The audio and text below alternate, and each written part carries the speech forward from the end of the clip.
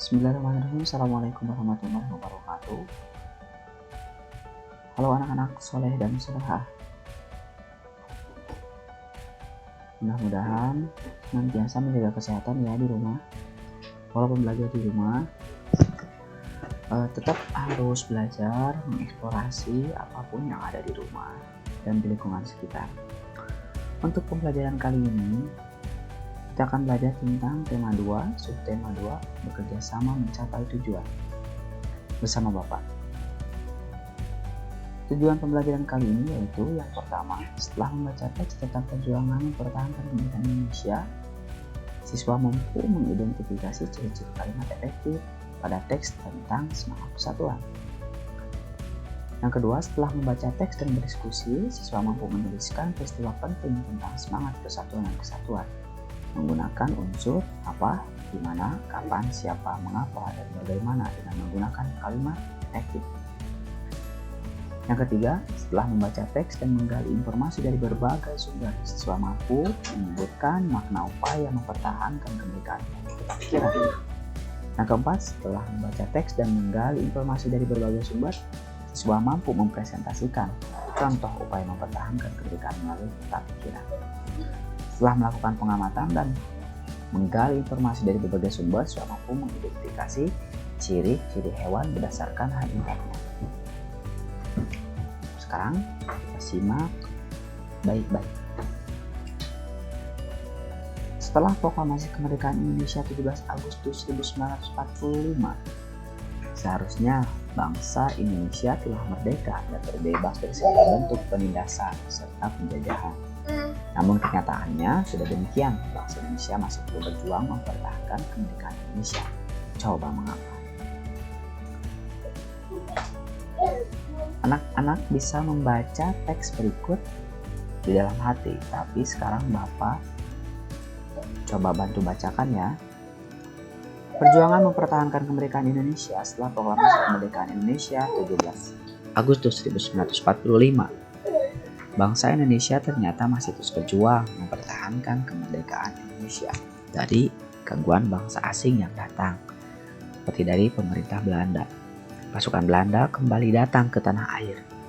Kedatangan ini disambut dengan berbagai bentuk perlawanan oleh bangsa Indonesia. Sehingga sejak tahun 1945 sampai 1950 telah terjadi berbagai macam pertempuran di berbagai daerah antara pihak Indonesia dengan pihak Belanda yang dibantu oleh pasukan. Bismillahirrahmanirrahim. Assalamualaikum warahmatullahi wabarakatuh. Halo anak-anak soleh dan solehah. Mudah-mudahan senantiasa menjaga kesehatan ya di rumah. Walaupun belajar di rumah, tetap harus belajar mengeksplorasi apapun yang ada di rumah dan di lingkungan sekitar.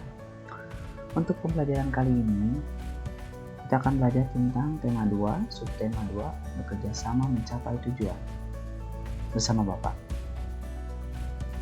Tujuan pembelajaran kali ini yaitu yang pertama, setelah membaca teks tentang perjuangan mempertahankan kemerdekaan Indonesia, siswa mampu mengidentifikasi ciri-ciri kalimat efektif pada teks tentang semangat persatuan. Yang kedua, setelah membaca teks dan berdiskusi, siswa mampu menuliskan peristiwa penting tentang semangat persatuan dan kesatuan menggunakan unsur apa, di mana, kapan, siapa, mengapa, dan bagaimana dengan menggunakan kalimat efektif. Yang ketiga, setelah membaca teks dan menggali informasi dari berbagai sumber, siswa mampu menyebutkan makna upaya mempertahankan kemerdekaan pikiran. Yang keempat, setelah membaca teks dan menggali informasi dari berbagai sumber, siswa mampu mempresentasikan contoh upaya mempertahankan kemerdekaan melalui peta pikiran. Setelah melakukan pengamatan dan menggali informasi dari berbagai sumber, siswa mampu mengidentifikasi ciri-ciri hewan berdasarkan habitatnya. Sekarang kita simak baik-baik. Setelah proklamasi kemerdekaan Indonesia 17 Agustus 1945, seharusnya bangsa Indonesia telah merdeka dan terbebas dari segala bentuk penindasan serta penjajahan. Namun kenyataannya sudah demikian, bangsa Indonesia masih perlu berjuang mempertahankan kemerdekaan Indonesia. Coba mengapa? Anak-anak bisa membaca teks berikut di dalam hati, tapi sekarang Bapak coba bantu bacakan ya. Perjuangan mempertahankan kemerdekaan Indonesia setelah proklamasi kemerdekaan Indonesia 17 Agustus 1945. Bangsa Indonesia ternyata masih terus berjuang mempertahankan kemerdekaan Indonesia dari gangguan bangsa asing yang datang, seperti dari pemerintah Belanda. Pasukan Belanda kembali datang ke tanah air. Kedatangan ini disambut dengan berbagai bentuk perlawanan oleh bangsa Indonesia. Sehingga sejak tahun 1945 sampai 1950 telah terjadi berbagai macam pertempuran di berbagai daerah antara pihak Indonesia dengan pihak Belanda yang dibantu oleh pasukan Inggris. Bagaimana perjuangan bangsa Indonesia dalam mempertahankan kemerdekaan Indonesia di berbagai daerah? Tentunya bangsa Indonesia tidak diam saja. Bangsa Indonesia terus melawan untuk mempertahankan kemerdekaan yang telah diraih. Kira-kira mengapa hal tersebut bisa terjadi? Nanti kita diskusikan bagaimana upaya bangsa Indonesia dalam mempertahankan kemerdekaan Indonesia. Ada beberapa kejadian usaha bangsa Indonesia ketika bangsa Indonesia mempertahankan kemerdekaan. Kita cari tahu yuk. Tetapi sebelum itu, anak-anak soleh, kita membaca dulu salah satu kejadian mempertahankan kemerdekaan, yaitu pertempuran Surabaya. Pada tanggal 25 Oktober 1945, tentara sekutu yang dipimpin oleh Brigadir Jenderal Malabi tanggal 27 sampai 30 Oktober 1945 terjadi kontak senjata antara para pemuda Indonesia dengan pasukan Inggris. Nah, jadi ini usaha yang dilakukan oleh bangsa Indonesia. Dalam pertempuran ini, pasukan Inggris dapat dipukul mundur. Bahkan puncak dari pertempuran tersebut adalah terbunuhnya pemimpin pasukan Inggris, Brigadir Jenderal Malabi. Pada tanggal 9 November 1945, Inggris mengeluarkan ultimatum yang berisi semua pimpinan dan orang Indonesia yang bersenjata harus melapor dan meletakkan senjatanya di tempat yang ditentukan, menyerahkan diri dengan mengangkat tangan. Namun, ultimatum tersebut ditolak oleh pihak Indonesia. Pada tanggal 10 November 1945, terjadi pertempuran yang sangat dahsyat. Pasukan Inggris menggempur Surabaya dari darat, laut, dan udara. Peristiwa 10 November ini diperingati sebagai Hari Pahlawan, yang sekarang kita peringati setiap tanggal 10 ya, anak-anak soleh dan soleha. Nah, untuk selanjutnya, anak-anak soleh dan soleha bisa membuat peta konsep dari pertanyaan-pertanyaan berikut. Yang pertama, membuat pertanyaan dari kalimat apa, mengapa, siapa, bagaimana, kapan, dan di mana, berdasarkan dengan paragraf pertempuran Surabaya yang tadi telah Bapak paparkan.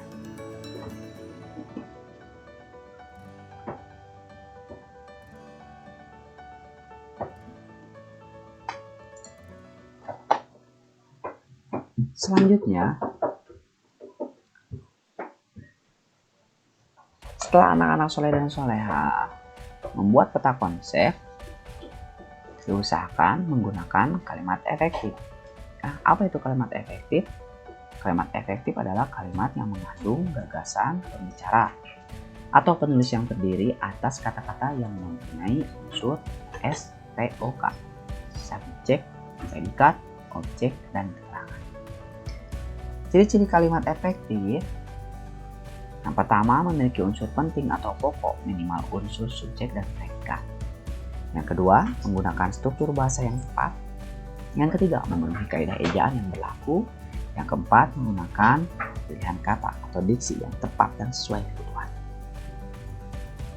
Selanjutnya, anak-anak soleh dan soleha, buatlah tulisan menggunakan kata-kata sendiri tentang pertempuran Surabaya yang tadi, berdasarkan peta pikiran yang telah dibuat. Ya, ingat, gunakan kalimat efektif. Anak-anak bisa mencari referensi di mana saja. Bisa mencari di internet, bisa mencari di buku kakak atau buku saudara, yang belajar di SMP atau SMA, silahkan Bapak berikan kebebasan. Setelah itu, anak-anak Bapak minta buat kelompok, satu kelompoknya 2 orang, dan memilih dari 1 sampai 5 satu saja ya, memilih salah satu dari 1 sampai 5 ini, membuat peta pikiran seperti yang tadi awal dari pertempuran-pertempuran yang ada di poin 1 sampai 5. Boleh pertempuran Ambarawa, boleh pertempuran Medan Area, boleh Bandung Lautan Api, terserah di anak-anak pilih yang mana saja ya. Kelompoknya terdiri dari 2 orang. Diusahakan dekat rumah ya. Selanjutnya ayo kita amati kira-kira ini hewan apa saja coba. Ya, benar ya. Ini adalah ayam, bebek, ikan, dan cicak. Setelah belajar tentang sejarah perjuangan mempertahankan kemerdekaan, sekarang kita akan mempelajari tentang cara hewan menyesuaikan diri dengan lingkungan tempat tinggalnya. Ya, Bapak yakin anak-anak semua kelas 6 pasti telah melihat atau pernah melihat hewan-hewan yang ada di sini. Ayam sering kali kita temukan di halaman, bebek juga sama, ikan juga kita sering pelihara, dan cicak sering kita temukan di malam hari ya. Apalagi ketika banyak hewan seperti nyamuk, terus raron ya. Ini sering kita temukan di malam hari. Kira-kira apa ciri-ciri hewan ini? Ya, akan kita diskusikan. Selanjutnya, apakah tahu ciri-ciri tempat tinggalnya seperti apa? Ya. Anak-anak membuat peta konsep dari ayam, bebek, cicak, dan ikan. Tadi menjawab ciri-ciri ayam itu seperti apa, habitatnya seperti apa. Sekali lagi, Bapak berikan kebebasan untuk anak-anak mencari referensi di internet dan dimanapun. Boleh buku-buku saudara, boleh ya. Selanjutnya, kira-kira apakah terdapat hubungan antara ciri-ciri hewan dengan habitatnya? Dituliskan kesimpulan dengan bahasa sendiri. Ini kesimpulan kelompok yang barusan sudah dibuat ya. Silahkan cari teman dekat, cari teman yang terdekat dengan rumahnya ya. Tuhan menciptakan makhluk hidup dengan segala keunikan dan keistimewaannya, tidak terkecuali hewan. Keunikan dan keistimewaan hewan tersebut kita kenal dengan ciri khusus. Ciri khusus pada hewan tersebut mempunyai hubungan yang erat dengan tempat tinggalnya. Misalnya, kita contoh, ikan memiliki insang untuk bernapas di dalam air. Cicak memiliki perekat pada kakinya untuk dapat menempel di dinding. Dan bebek memiliki selaput pada kakinya agar dapat berenang di air. Berbeda dengan ayam.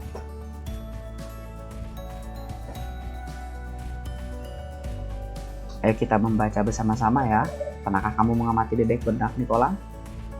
Kira-kira mengapa bebek dapat berenang dengan baik? Ya benar, karena bebek memiliki selaput pada kakinya. Ya, itu cara bebek untuk menyesuaikan dengan tempat tinggalnya. Sekarang Bapak bantu coba bacakan ya. Bebek memiliki ciri khusus yang disesuaikan dengan tempat tinggal. Bebek hidup di darat, namun untuk mencari makan, bebek biasanya berada di air. Ciri khusus yang dimiliki bebek untuk mencari makanan berupa paruh yang agak panjang dan lebar pada bagian ujungnya. Bebek mencari makan di air seperti kolam, sungai, sawah, danau yang dangkal. Bulu bebek dilapisi oleh minyak sehingga tidak basah jika terkena air. Ketika bebek keluar dari air dan berada di darat, bebek biasanya mengibas-ngibas bulunya sehingga air yang menempel di tubuh akan keluar. Apa yang akan terjadi jika bulu bebek tidak dilapisi minyak dan air yang mengendap ke tubuhnya? Kira-kira apa ya yang terjadi? Otomatis bulunya pasti akan basah terus-menerus. Ya. Selain itu, bebek juga memiliki ciri khusus lainnya, yaitu selaput pada kakinya. Selaput tersebut digunakan untuk berenang.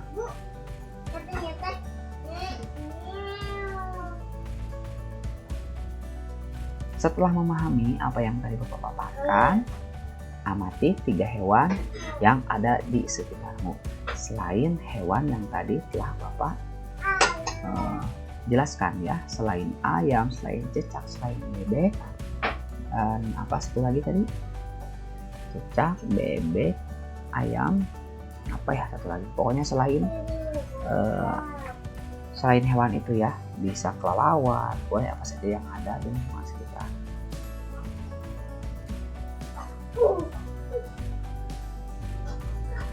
Kamu dapat melengkapi laporan dengan membaca berbagai sumber bacaan. Tulis laporanmu pada tabel. Untuk ini, Bapak harapkan kalian bekerja sendiri ya, tidak diskusi dengan teman yang tadi. Untuk yang tadi, tugas kelompok, dan ini tugas mandiri. Silahkan cari jenis hewan yang ada di sekitar kalian, ya, dan cari ciri-ciri khususnya, terus ciri habitat. Terima kasih, itu yang bisa Bapak sampaikan. Jangan lupa jaga kesehatan. Mudah-mudahan kita senantiasa diberikan kesehatan oleh Allah Subhanahu wa Ta'ala. Jangan lupa menerapkan 3M. Memakai masker, mencuci tangan dengan sabun, dan menjaga jarak dari kerumunan. Ya, terima kasih. Wassalamualaikum warahmatullahi wabarakatuh. Bismillahirrahmanirrahim. Assalamualaikum warahmatullahi wabarakatuh. Halo anak-anak soleh dan solehah. Mudah-mudahan senantiasa menjaga kesehatan ya di rumah.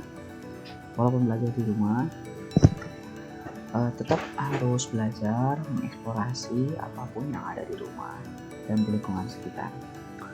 Untuk pembelajaran kali ini, kita akan belajar tentang tema 2, subtema 2, bekerja sama mencapai tujuan bersama Bapak. Tujuan pembelajaran kali ini yaitu yang pertama, setelah membaca teks tentang perjuangan mempertahankan kemerdekaan Indonesia, siswa mampu mengidentifikasi ciri-ciri kalimat efektif pada teks tentang semangat persatuan. Yang kedua, setelah membaca teks dan berdiskusi, siswa mampu menuliskan peristiwa penting tentang semangat persatuan dan kesatuan menggunakan unsur apa, di mana, kapan, siapa, mengapa, dan bagaimana dengan menggunakan kalimat efektif. Yang ketiga, setelah membaca teks dan menggali informasi dari berbagai sumber, siswa mampu menyebutkan makna upaya mempertahankan kemerdekaan pikiran. Yang keempat, setelah membaca teks dan menggali informasi dari berbagai sumber, siswa mampu mempresentasikan contoh upaya mempertahankan kemerdekaan melalui peta pikiran. Setelah melakukan pengamatan dan menggali informasi dari berbagai sumber, siswa mampu mengidentifikasi ciri-ciri hewan berdasarkan habitatnya. Sekarang kita simak baik-baik. Setelah proklamasi kemerdekaan Indonesia 17 Agustus 1945, seharusnya bangsa Indonesia telah merdeka dan terbebas dari segala bentuk penindasan serta penjajahan. Namun kenyataannya sudah demikian, bangsa Indonesia masih perlu berjuang mempertahankan kemerdekaan Indonesia. Coba mengapa? Anak-anak bisa membaca teks berikut di dalam hati, tapi sekarang Bapak coba bantu bacakan ya. Perjuangan mempertahankan kemerdekaan Indonesia setelah proklamasi kemerdekaan Indonesia 17 Agustus 1945. Bangsa Indonesia ternyata masih terus berjuang mempertahankan kemerdekaan Indonesia dari gangguan bangsa asing yang datang, seperti dari pemerintah Belanda. Pasukan Belanda kembali datang ke tanah air. Kedatangan ini disambut dengan berbagai bentuk perlawanan oleh bangsa Indonesia. Sehingga sejak tahun 1945 sampai 1950 telah terjadi berbagai macam pertempuran di berbagai daerah antara pihak Indonesia dengan pihak Belanda yang dibantu oleh pasukan Inggris. Bagaimana perjuangan bangsa Indonesia dalam mempertahankan kemerdekaan Indonesia di berbagai daerah? Tentunya bangsa Indonesia tidak diam saja. Bangsa Indonesia terus melawan untuk mempertahankan kemerdekaan yang telah diraih. Kira-kira mengapa hal tersebut bisa terjadi? Nanti kita diskusikan bagaimana upaya bangsa Indonesia dalam mempertahankan kemerdekaan Indonesia. Ada beberapa kejadian usaha bangsa Indonesia ketika bangsa Indonesia mempertahankan kemerdekaan. Kita cari tahu yuk. Tetapi sebelum itu, anak-anak soleh, kita membaca dulu salah satu kejadian mempertahankan kemerdekaan, yaitu pertempuran Surabaya. Pada tanggal 25 Oktober 1945, tentara sekutu yang dipimpin oleh Brigadir Jenderal Malabi, tanggal 27 sampai 30 Oktober 1945, terjadi kontak senjata antara para pemuda Indonesia dengan pasukan Inggris. Nah, jadi ini usaha yang dilakukan oleh bangsa Indonesia. Dalam pertempuran ini, pasukan Inggris dapat dipukul mundur. Bahkan puncak dari pertempuran tersebut adalah terbunuhnya pemimpin pasukan Inggris, Brigadir Jenderal Malabi. Pada tanggal 9 November 1945, Inggris mengeluarkan ultimatum yang berisi semua pimpinan dan orang Indonesia yang bersenjata harus melapor dan meletakkan senjatanya di tempat yang ditentukan dan menyerahkan diri dengan mengangkat tangan. Namun, ultimatum tersebut ditolak oleh pihak Indonesia. Pada tanggal 10 November 1945, terjadi pertempuran yang sangat dahsyat. Pasukan Inggris menggempur Surabaya dari darat, laut, dan udara. Peristiwa 10 November ini diperingati sebagai Hari Pahlawan, yang sekarang kita peringati setiap tanggal 10 ya, anak-anak soleh dan soleha. Nah, untuk selanjutnya, anak-anak soleh dan soleha bisa membuat peta konsep dari pertanyaan-pertanyaan berikut. Yang pertama, membuat pertanyaan dari kalimat apa, mengapa, siapa, bagaimana, kapan, dan di mana, berdasarkan dengan paragraf pertempuran Surabaya yang tadi telah Bapak paparkan.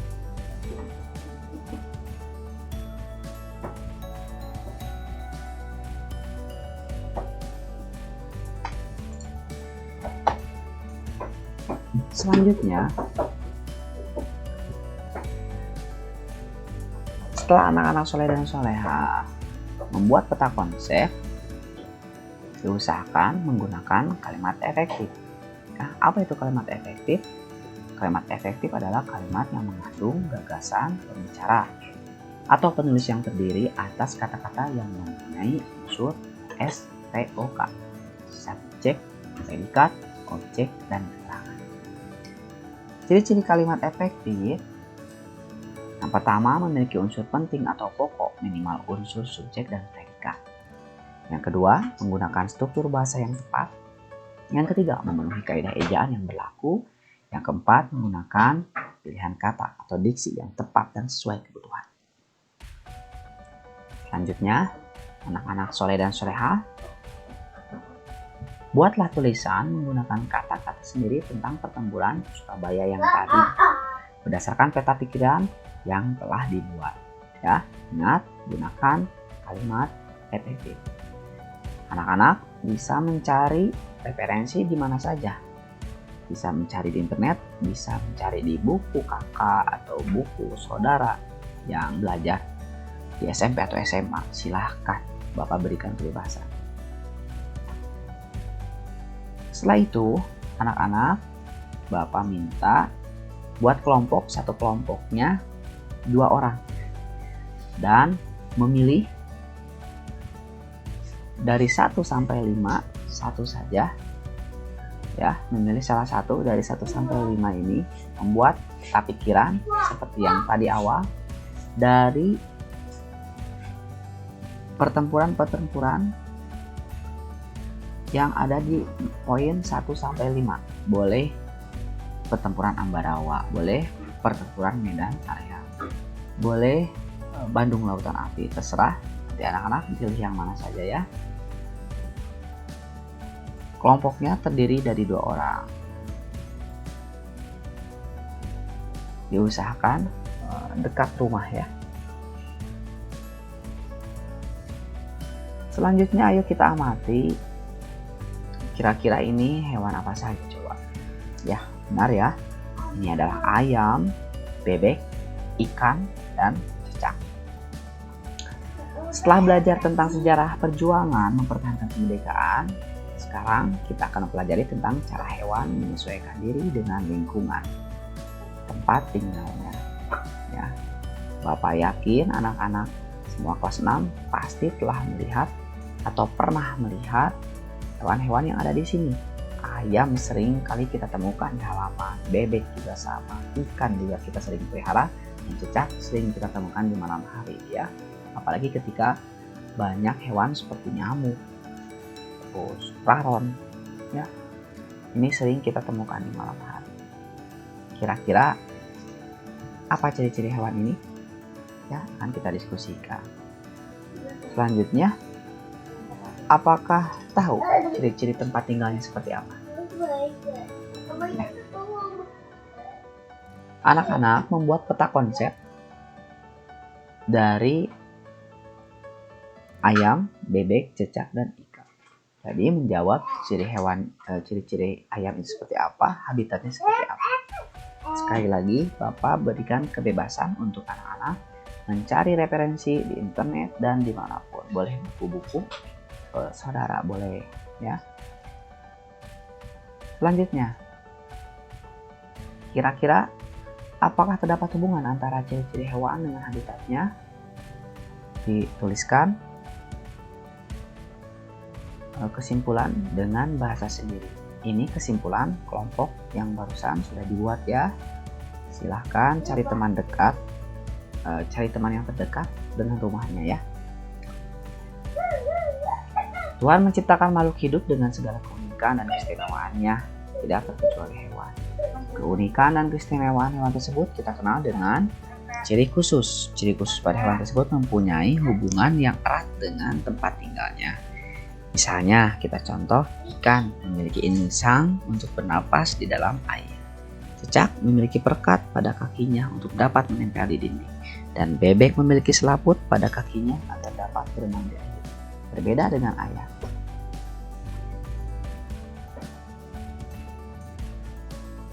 Ayo kita membaca bersama-sama ya. Pernahkah kamu mengamati bebek berenang di kolam?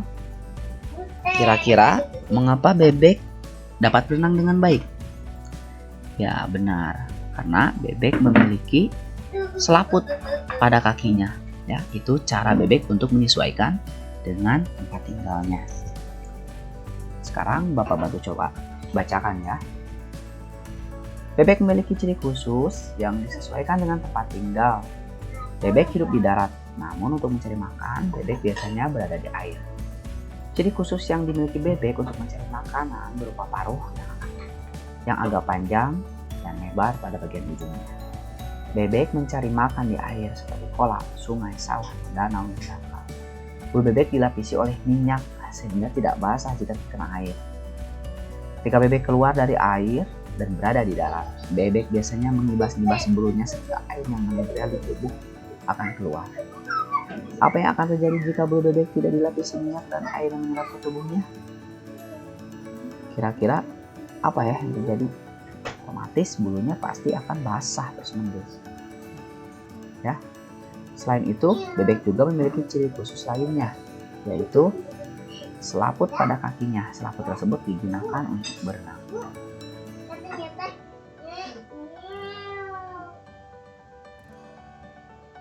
Setelah memahami apa yang tadi Bapak paparkan, amati 3 hewan yang ada di sekitarmu. Selain hewan yang tadi telah Bapak jelaskan ya, selain ayam, selain cicak, selain bebek, dan apa satu lagi tadi? Cicak, bebek, ayam, apa ya satu lagi? Pokoknya selain hewan itu ya, bisa kelelawar, boleh apa saja yang ada di lingkungan sekitar.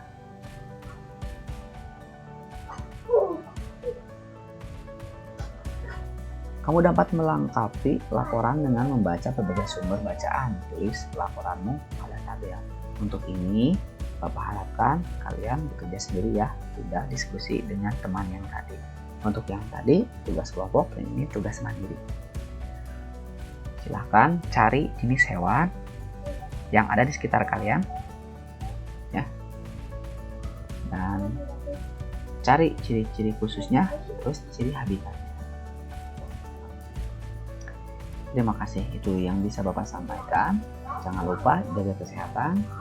Mudah-mudahan kita senantiasa diberikan kesehatan oleh Allah Subhanahu wa Ta'ala. Jangan lupa menerapkan 3M. Memakai masker, mencuci tangan dengan sabun, dan menjaga jarak dari kerumunan. Ya, terima kasih. Wassalamualaikum warahmatullahi wabarakatuh. Bukan Inggris. Bagaimana perjuangan bangsa Indonesia dalam mempertahankan kemerdekaan Indonesia di berbagai daerah? Tentunya bangsa Indonesia tidak diam saja. Bangsa Indonesia terus melawan untuk mempertahankan kemerdekaan yang telah diraih. Kira-kira mengapa hal tersebut bisa terjadi? Nanti kita diskusikan bagaimana upaya bangsa Indonesia dalam mempertahankan kemerdekaan Indonesia. Ada beberapa kejadian usaha bangsa Indonesia ketika bangsa Indonesia mempertahankan kemerdekaan. Kita cari tahu yuk. Tetapi sebelum itu, anak-anak soleh, kita membaca dulu salah satu kejadian mempertahankan kemerdekaan, yaitu pertempuran Surabaya. Pada tanggal 25 Oktober 1945, tentara sekutu yang dipimpin oleh Brigadir Jenderal Malardi, tanggal 27 sampai 30 Oktober 1945, terjadi kontak senjata antara para pemuda Indonesia dengan pasukan Inggris. Nah, jadi ini usaha yang dilakukan oleh bangsa Indonesia. Dalam pertempuran ini, pasukan Inggris dapat dipukul mundur. Bahkan puncak dari pertempuran tersebut adalah terbunuhnya pemimpin pasukan Inggris, Brigadir Jenderal Malardi. Pada tanggal 9 November 1945, Inggris mengeluarkan ultimatum yang berisi semua pimpinan dan orang Indonesia yang bersenjata harus melapor dan meletakkan senjatanya di tempat yang ditentukan dan menyerahkan diri dengan mengangkat tangan. Namun, ultimatum tersebut ditolak oleh pihak Indonesia. Pada tanggal 10 November 1945, terjadi pertempuran yang sangat dahsyat. Pasukan Inggris menggempur Surabaya dari darat, laut, dan udara. Peristiwa 10 November ini diperingati sebagai Hari Pahlawan, yang sekarang kita peringati setiap tanggal 10 ya, anak-anak soleh dan soleha. Nah, untuk selanjutnya, anak-anak soleh dan soleha bisa membuat peta konsep dari pertanyaan-pertanyaan berikut. Yang pertama, membuat pertanyaan dari kalimat apa, mengapa, siapa, bagaimana, kapan, dan dimana, berdasarkan dengan paragraf pertempuran Surabaya yang tadi telah Bapak paparkan.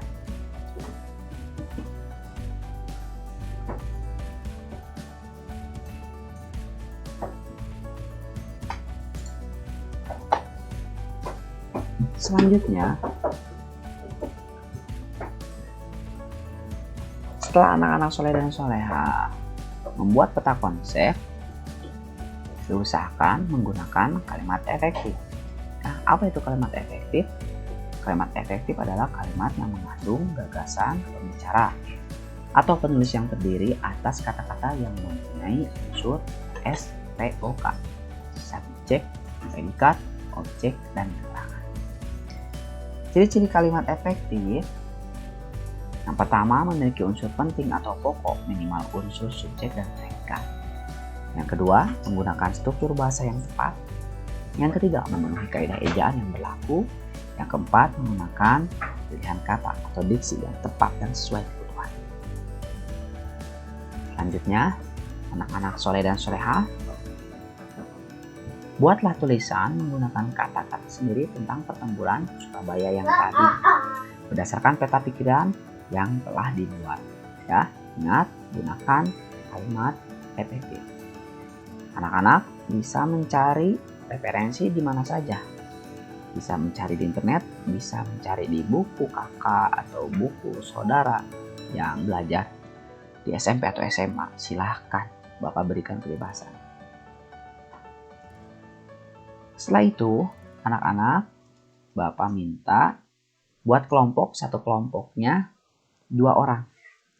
Dan memilih Dari 1 sampai 5, satu saja. Ya, memilih salah satu dari 1 sampai 5 ini, membuat peta pikiran seperti yang tadi awal dari pertempuran-pertempuran yang ada di poin 1 sampai 5. Boleh pertempuran Ambarawa, boleh pertempuran Medan Area, boleh Bandung Lautan Api, terserah nanti anak-anak pilih yang mana saja ya. Kelompoknya terdiri dari 2 orang. Diusahakan dekat rumah ya. Selanjutnya ayo kita amati kira-kira ini hewan apa saja coba. Ya, benar ya. Ini adalah ayam, bebek, ikan, dan cicak. Setelah belajar tentang sejarah perjuangan mempertahankan kemerdekaan, sekarang kita akan mempelajari tentang cara hewan menyesuaikan diri dengan lingkungan tempat tinggalnya. Ya, Bapak yakin anak-anak semua kelas 6 pasti telah melihat atau pernah melihat hewan-hewan yang ada di sini. Ayam sering kali kita temukan di halaman, bebek juga sama, ikan juga kita sering pelihara, dan cicak sering kita temukan di malam hari ya. Apalagi ketika banyak hewan seperti nyamuk, terus raron ya, ini sering kita temukan di malam hari. Kira-kira apa ciri-ciri hewan ini ya, akan kita diskusikan. Selanjutnya, apakah tahu ciri-ciri tempat tinggalnya seperti apa? Ya. Anak-anak membuat peta konsep dari ayam, bebek, cicak, dan ikan. Tadi menjawab ciri-ciri ayam itu seperti apa, habitatnya seperti apa. Sekali lagi, Bapak berikan kebebasan untuk anak-anak mencari referensi di internet dan dimanapun. Boleh buku-buku, saudara boleh ya. Selanjutnya, kira-kira apakah terdapat hubungan antara ciri-ciri hewan dengan habitatnya? Dituliskan kesimpulan dengan bahasa sendiri. Ini kesimpulan kelompok yang barusan sudah dibuat ya. Silahkan cari teman dekat, cari teman yang terdekat dengan rumahnya ya. Tuhan menciptakan makhluk hidup dengan segala keunikan dan keistimewaannya, tidak terkecuali hewan. Keunikan dan keistimewaan hewan tersebut kita kenal dengan ciri khusus. Ciri khusus pada hewan tersebut mempunyai hubungan yang erat dengan tempat tinggalnya. Misalnya, kita contoh, ikan memiliki insang untuk bernapas di dalam air. Cicak memiliki perekat pada kakinya untuk dapat menempel di dinding. Dan bebek memiliki selaput pada kakinya agar dapat berenang di air. Berbeda dengan ayam.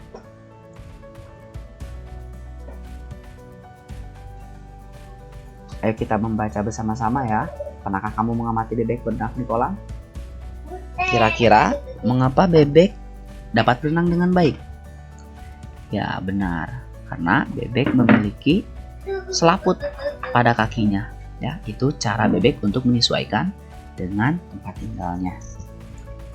Sekarang Bapak bantu coba bacakan ya. Bebek memiliki ciri khusus yang disesuaikan dengan tempat tinggal. Bebek hidup di darat, namun untuk mencari makan, bebek biasanya berada di air. Ciri khusus yang dimiliki bebek untuk mencari makanan berupa paruh yang agak panjang dan lebar pada bagian ujungnya. Bebek mencari makan di air seperti kolam, sungai, sawah, danau, dan dangkal. Bulu bebek dilapisi oleh minyak sehingga tidak basah jika terkena air. Ketika bebek keluar dari air dan berada di darat, bebek biasanya mengibas-ibas bulunya sehingga air yang menempel di tubuh akan keluar. Apa yang akan terjadi jika bulu bebek tidak dilapisi minyak dan air yang menyerap ke tubuhnya? Kira-kira apa ya yang terjadi? Otomatis bulunya pasti akan basah terus-menerus. Ya. Selain itu, bebek juga memiliki ciri khusus lainnya, yaitu selaput pada kakinya. Selaput tersebut digunakan untuk berenang.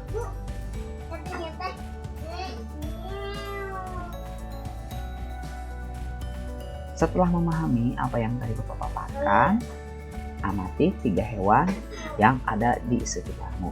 selain hewan yang tadi telah Bapak jelaskan ya, selain ayam, selain cicak, selain bebek, dan apa satu lagi tadi?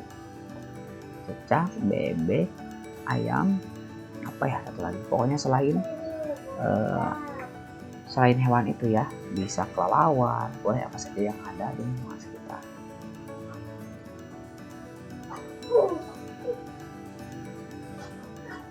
Kamu dapat melengkapi laporan dengan membaca berbagai sumber bacaan. Tulis laporanmu pada tabel. Untuk ini, Bapak harapkan kalian bekerja sendiri ya, tidak diskusi dengan teman yang tadi. Untuk yang tadi, tugas kelompok, yang ini tugas mandiri. Silahkan cari jenis hewan yang ada di sekitar kalian. Ya. Dan cari ciri-ciri khususnya, terus ciri habitatnya. Terima kasih, itu yang bisa Bapak sampaikan. Jangan lupa jaga kesehatan. Mudah-mudahan kita senantiasa diberikan kesehatan oleh Allah Subhanahu wa Ta'ala. Jangan lupa menerapkan 3M. Memakai masker, mencuci tangan dengan sabun, dan menjaga jarak dari kerumunan. Ya, terima kasih. Wassalamualaikum warahmatullahi wabarakatuh.